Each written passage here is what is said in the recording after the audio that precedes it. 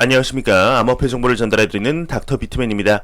즐거웠던 주말도 슬슬 마무리가 되고 있습니다. 어떻게 주말 잘 보내셨나요? 시간이 참 빠른 것 같은데 벌써 1월도 마무리가 되어가고 있습니다. 시간이 정말 속절없이 흘러가는 것 같은데요. 하루하루 열심히 최선을 다해서 살아가는 게 정말 중요하지 않을까 생각이 듭니다. 즐거운 주말 남은 시간 잘 마무리하시길 바라면서 일요일의 마무리는 과연 어떠한 소식들이 반겨주게 될지 한번 보도록 하겠습니다. 최근 암호화폐 시장이 계속된 하락에 개인 투자자들의 경우는 투자 심리가 그리 좋지 못한 상황인 것이 사실인데요. 그럼에도 비트코인의 펀더멘탈이 더욱 견고해지고 있는 것이 사실이죠. 하지만 개인 투자자들의 투자 심리가 악화되며 매도를 외치고 있을 때 기관 투자자들의 경우는 오히려 저점 매수를 하고 있다고 합니다. 어떤 내용인지 한번 보도록 하겠습니다. 비트코인의 단기 하락에도 기관 투자자들의 경우는 저점 매수를 지속하고 있다고 합니다. 고래 주소가 증가세가 지속이 되고 있다고 하는데 단기적인 변동성이 커졌음에도 기관 투자자들과 고액 자산가들인 고래들의 경우는 비트코인을 계속해서 매입하고 있다고 합니다. 글래스노드에 따르면 목요일 비트코인의 가격이 3만 달러가 깨졌음에도 불구하고 이번 주 1000BTC 이상의 보유 주소의 수의 증가세는 지속이 됐다고 하는데요. 다만 이 중 대부분의 거래가 기관들이 선호하는 장외 거래를 통해 이루어졌다고 언급을 하고 있습니다. 이처럼 현재 비트코인의 가격이 2만 달러 돌파 직후 숨도 쉬지 않고 오르는 상승으로 2배 가격인 4만 1천 달러 도달 후 차익 실현 매물들이 나오면서 장중 2만 8천 달러까지 하락을 하였었죠. 어찌 보면 크나큰 조정으로 볼 수 있겠지만 이러한 조정장 상황 속에서도 가장 중요한 것이 암호화폐 시장 비트코인 펀더멘탈이 흔들렸느냐 안 흔들렸느냐가 가장 중요하지 않을까 생각이 듭니다. 만일 가격의 하락이 비트코인 시장 전체적으로 그리고 제도적으로 흔들릴 만한 내용이 나오고 장기적으로도 펀더멘탈 자체가 흔들리는 소식이 나왔다면 일부 매도를 하며 더욱 성장 가능성이 있는 시장을 찾는 것을 고려해 봐야겠지만 가격의 하락이 그리 나쁜 소식들이 없음에도 그저 단기적인 변동성으로 하락을 한 것이면 오히려 추가 매수할 바잉 찬스인 것이죠. 왜냐하면 우리는 1개월, 6개월, 1년을 투자할 게 아니기 때문인데요. 과연 앞으로 단 지속될 암호화폐 시장의 변동성에서 우리는 어떠한 투자 마인드를 가져야 할까요?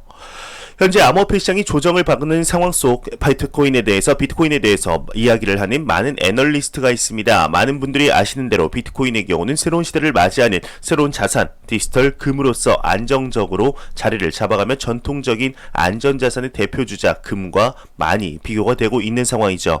일각에서는 비트코인이 금의 시가총액 또한 뛰어넘을 것이다 이야기를 하고 있는 상황이지만 오늘 나온 애널리스트의 경우는 비트코인이 금을 대체할 수는 없을 것이다 이야기를 하고 있습니다. 어떠한 근거로 이야기를 하는 것일지 한번 같이 보도록 하겠습니다. DBS 애널리스트의 경우는 비트코인, 금을 대체할 수 없다 이야기를 하고 있습니다. 글로벌 투자 미디어 포렉스 크런치에 따르면 최근 싱가포르 DBS 은행 소속 스트래티지스트 조앤 고의 경우는 보고서를 통해서 비트코인은 금을 대체할 수 없다 평가를 했다고 합니다. 이와 관련하여 그는 비트코인과 금은 여러 방면에서 차이점이 존재한다. 비트코인은 투자 포트폴리오에서 리스크 헤지용으로 활용되는 금의 포지션을 대체할 수 없다. 비트코인은 근본적인 가치 평가가 불가능하다 지적을 했다고 합니다. 나아가 그는 업계의 대표적인 금 시세 분석 모델에 따르면 올해 금의 가격은 온스당 2,300달러까지 상승할 가능성이 존재한다. 거시적인 양적 완화 기조와 경제 자극을 위한 정책들은 미국 달러의 평가 절하를 야기하고 있다. 이는 금 시세에 호재로 작용할 것이라고 분석을 했다고 합니다. 비트코인이 금을 대체할 수 없다라는 애널리스트의 의견이었습니다. 비트코인에 관해서는 다양한 의견들이 현재 존재를 하고 있죠. 개인적으로는 이 의견에 절대로 동의를 할 수가 없습니다. 현재 비트코인의 근본적인 가치 평가가 불가능하다라고 이야기를 하고 있지만 실제적으로 현재 비트코인의 가치가 정말 얼마인지 알 수 있는 사람은 아무도 없습니다만 코로나 팬데믹 사태로 언택트 사회가 앞당겨지며 기관 투자자들과 고액 자산가들 사이에서는 앞서 언급된 달러의 무제한적 양적 완화로 자산을 지키기 위한 수단으로 비트코인을 선택하고 있는 상황이죠. 달러보다 심지어 금보다 비트코인을 더욱 신뢰하는 사람들이 많아지고 있는 것은 부정할 수 없는 사실이며 금을 팔며 비트코인을 선택한 기관, 고액 자산가들이 많아지고 있는 상황 속 비트코인의 진정한 가치를 찾아가는 중인 것은 팩트이지 않을까 싶습니다. 아직까지 제도적으로 완전한 프레임워크도 잡히지 않을 뿐더러 자산으로서 인식의 변화가 일고 있는 이 시점 비트코인의 가치가 3만 달러에서 흐름을 보이고 있는데 제도적으로 안정화되며 인식의 변화가 현재의 주식시장만큼 이루어졌을 때 비트코인의 가치는 과연 얼마에 도달하게 될지 기대가 되는 것 같습니다. 2018년부터 암호화폐 시장의 빅 이벤트로 많은 투자자분들이 기다렸던 소식이 있습니다. 아직까지 승인이 되고 있지 않은 소식인데요. 바로 비트코인 ETF 소식입니다. 최근 비트코인의 가격이 조정을 받고 있지만 그렇다 해도 비트코인의 가격이 높게 오른 것은 사실인데요. 이런 상황 속 2021년 들어 다시금 비트코인 ETF에 관하여 기대감이 조금씩 오르고 있는 것 같습니다. 한번 이미 ETF를 거절당했던 기업이 다시금 비트코인 ETF를 신청했다고 하는데 이어가는 내용 한번 보도록 하겠습니다. 미 자산 운용사인 바네크 기업의 경우는 암호화폐 관련 기업 ETF를 신청했다고 합니다. 미 자산 운용사 바네크가 증권거래위원회 SEC에 디지털 자산 관련 기업의 ETF 신청을 제출한 사실이 밝혀졌습니다. 이 ETF는 21일에 제출된 것으로 디지털 에셋 ETF라고 한다고 하는데요. 이 인덱스의 경우에는 암호화폐 거래소의 운영기업과 결제 게이트웨이 기업, 마이닝 기업 및 암호화폐를 대량으로 보유하는 기업의 성능을 지수화한다고 하네요. 실제적인 비트코인 ETF는 아니지만 암호화폐 관련 기업들을 묶어놓은 ETF를 출시한다고 하는데 비트코인 ETF를 위한 발돋움 역할의 냄새가 확 나지 않나요? 이뿐 아니라 또 다른 기업이 ETF를 신청을 했다고 합니다. 이 기업의 경우는 처음으로 비트코인 ETF를 신청한다고 합니다. 어떠한 기업일지 한번 내용 같이 보도록 하겠습니다. 기업 발키리의 경우는 새 비트코인 ETF를 신청했다고 합니다. 미 증권거래위원회에 제출된 문건에 따르면 디지털 자산회사 발키리의 경우는 비트코인 ETF를 신청했다고 하는데요. 승인이 될 경우 뉴욕 증권거래소 아카에 상장이 된다고 합니다. 현재까지 SEC의 경우는 모든 비트코인 ETF의 신청을 반려해 왔었죠. 최근 들어서 재미니 거래소도 그렇고 방금 나온 발키리, 월셔피닉스 또한 비트코인 ETF에 대한 도전을 다시금 하고 있는 상황입니다. 현재 비트코인이 표방하고 있는 금 또한 금 ETF 상장 후 엄청난 가치의 상승이 찾아왔기에 비트코인 ETF 또한 많은 투자자들이 기대를 하고 있는 상황인데요. 2018년이면 이제 벌써 햇수로 3년이 지났습니다. 과연 비트코인 ETF의 경우는 어떠한 방향으로 진행이 되게 될지, 개인적으로 리플사의 소송이 마무리되며 SEC에도 현재 많은 변화의 움직임이 나오고 있는 만큼 비트코인 ETF에 대해서도 충분히 긍정적으로 볼 수 있는 상황이지 않을까 하는 생각이 듭니다. 현재 암호화폐 시장에 대해 긍정적인 시각으로 변화한 국가들이 많이 나오고 있지만 그렇지 못한 국가들이 존재하는 것 또한 사실인데요. 대표적인 국가로는 바로 러시아가 있습니다. 최근 러시아에서 소식이 나오고 있는데 어제는 러시아의 가장 큰 은행인 스버뱅크에서 자체 스테이블 코인을 발행한다는 소식으로 어느 정도 변화가 이루어진 게 아닐까 생각을 했지만 그렇지 않았던 것일까요? 일부 공무원들에게 암호화폐를 팔도록 강요했다는 소식이 나왔습니다. 어떠한 내용인지 한번 보도록 하겠습니다. 러시아에서는 일부 공무원들에게 4월까지 암호화폐를 팔도록 강요를 했다고 합니다. 러시아의 새로운 법에 따르면 일부 러시아 공무원들의 경우는 암호화폐 보유를 공개해야 하고 다른 공무원들은 4월 1일까지 암호화폐 보유를 금지해야 한다는 이야기가 나왔습니다. 러시아는 지난 1월 자체 암호화폐법을 채택을 했지만 이 법안은 현지 관계자들이 자국 암호화폐 보유에 어떻게 대처해야 하는가를 포함한다고 하는데 러시아 공무원들이 2021년에 자신의 암호화폐 보유를 신고하고 거나 아예 없애야 하는 법적 시책이 두 가지가 있다고 합니다.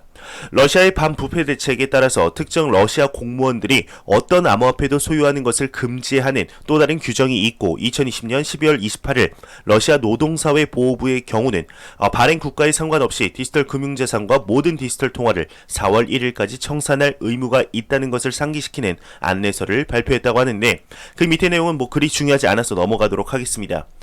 러시아에서 암호화폐 시장에 대한 스탠스가 참 난감한 것 같습니다. 도대체 어쩌자는 건지 어떻게 보면은 그리 금지시킬 마음이 없어 보이는 듯 하다가 어떨 때 보면은 당장이라도 금지를 할 것 같은 애매한 스탠스를 가지고 있는 상황인데 러시아가 암호화폐 시장, 디지털 자산 시장에 긍정적인 마인드로 바뀌는 날이 하루빨리 오길 진심으로 바라보겠습니다.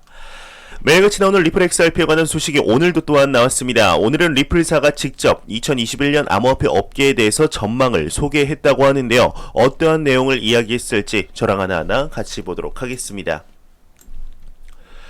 리플사의 경우는 2021년 암호화폐 그리고 블록체인 업계에 대해서 전망을 같이 나눠봤다고 합니다. 현재 미 SEC의 제소 문제로 휘청거리는 리플이 2021년 암호화폐 업계의 전망을 소개했다고 하는데요. 바이든 대통령의 새 정부로의 이행이나 지금까지의 동향을 토대로 한 후 2021년의 업계 변화를 예측한다고 합니다. 일단 작년인 2020년 코로나 팬데믹 사태 후에 금융업계에 있어서는 블록체인이나 암호화폐 업계의 도입은 예상 밖의 움직임이 나타났다며 새로운 유스 케이스가 나타났다 작년 동향을 총평했다고 하는데요. 이번 연도에도 혁신은 지속이 된다 이야기를 하고 있습니다. 이 밑에 이제 핀테크 암호화폐 판도 변화하고 있다라는 부제를 보도록 하겠습니다. 리플사의 애쉬 빌라 수석 부사장의 경우에는 금융업계에 있어 암호화폐와 은행업의 경계가 흔들리기 시작하고 있다. 네, 말이 꼬이네요. 흔들리기 시작하고 있다고 이야기를 하고 있는데 실제적으로 이러한 벽을 부수기 위한 움직임이 나오고 있고 암호화폐 거래소가 최초로 미국 내에서 국가 인증 은행 라이선스를 받으며 그 벽을 부순 사례도 나왔었죠. 그러면서도 깨알같이 리플사에 대한 홍보를 했는데 리플렛의 활용으로 4,500만 명의 방글라데시인이 해외 거주 가족으로부터 송금을 받을 수 있다 이야기를 했다고 합니다. 뿐만 아니라 이제 그 XRP를 이용한 디파이 시장의 진출 의지 또한 다시금 상기시킨 것으로 보이네요. 규제의 명확화라는 이제 부제를 보도록 하겠습니다. 리플사는 미 SEC와의 제소를 염두에 두고 새롭게 출범한 바이든 정권의 규제에 새로운 초점을 가져올 것이라는 견해를 밝혔다고 하는데 리플사의 수석 변호사의 경우는 G20 국가들에게 암호화폐는 좋은 의미에서 금융규제의 우선사항이 될 것이다. 이런 기술이 주류화되는 가운데 선택의 여지는 없다 이렇게 이야기를 했습니다. 암호화폐 시장의 발전은 혁신이며 이러한 변화를 규제로 막을 수 없다는 것을 이야기하고 싶은 것 같은데요. 이 밑에는 이제 CBDC와 POW의 종말 이런 이야기를 하고 있는데 그리 중요한 내용은 아니라서 이제 넘어가도록 하겠습니다. 리플사에서 CBDC 이야기가 나왔으니 각국의 CBDC 간 브릿지 역할을 XRP가 충분히 해낼 수 있다라는 이야기를 하는 것이겠죠. 현재 리플사의 경우는 모든 투자자분들이 아시다시피 미 SEC와의 문제로 상당한 가격의 하락을 맛보며 안 그래도 리또 속 신나는 노래 너도 부르고 나도 부르고 한번 같이 불러보자 하는 상황에서 더욱더 불을 지펴놓은 것이죠. 유틸리티 포크, 스파크 토큰 이야기로 이제 소식으로 가격 급등이 나타난 직후 이 소식으로 가격의 하락이 왔으니 참 안타깝게 그지 없는 것 같습니다. 현재 비트코인의 상승분과 XRP의 상승분이 맞춰진다면 못해도 10,000원 이상은 넘어야 할 것으로 보이는데 과연 앞으로 리플사와 SEC 간에 어떠한 문제, 이러한 문제가 어떠한 방향으로 흘러들어가게 될지 한번 같이 지켜보도록 하겠습니다. 안보하면 섭섭하겠죠. 마지막 크립토 공포 탐욕 지수입니다. 이제 공포 탐욕 지수가 74포인트를 기록을 했습니다. 전날 40포인트 대비 34포인트가 오른 건데요. 굉장히 크게 28,000달러까지 하락을 했을 당시 크게 하락을 했다가 지금 소폭이 아니죠. 좀 많이 올랐네요. 74포인트. 그래도 11월 달부터 계속해서 90포인트 이상을 유지했기 때문에 74포인트가 조금은 낮게 보입니다. 이제 투자 심리가 대폭 개선되면서 하루 만에 공포 단계에서 탐욕 단계로 변환이 된 것이죠. 이 지수는 0이면 공포, 100이면 낙관을 의미하게 됩니다. 제가 항상 말씀드리지만 절대로 암호화폐 시장의 장기적으로 긍정적인 펀더멘탈이 흔들리지 않는 이상 단기적인, 중단기적인 변동성에 절대로 투자 마인드가 흔들리지 않으셨으면 좋겠습니다. 암호화폐 시장의 긍정적인 펀더멘탈은 더욱더 견고해지고 있는 상황입니다. 이 공포탐욕 지수는 변동성 거래량 25%씩 SNS 언급량 설문조사 15%씩 비트코인의 더미너스 구글 검색량 10%를 기준으로 산출이 되게 됩니다. 제가 준비한 소식은 여기까지입니다. 영상이 도움이 되셨다면 구독과 좋아요 그리고 광고 한 편만 처음부터 끝까지 시청해 주시기 바랍니다. 이 채널은 오직 광고 수익으로 운영이 되게 됩니다. 항상 영상 시청해 주시는 시청자분들, 구독자분들 너무나 감사합니다. 저는 다음 영상으로 찾아뵙도록 하겠습니다. 지금까지 닥터 비트맨이었습니다. 감사합니다.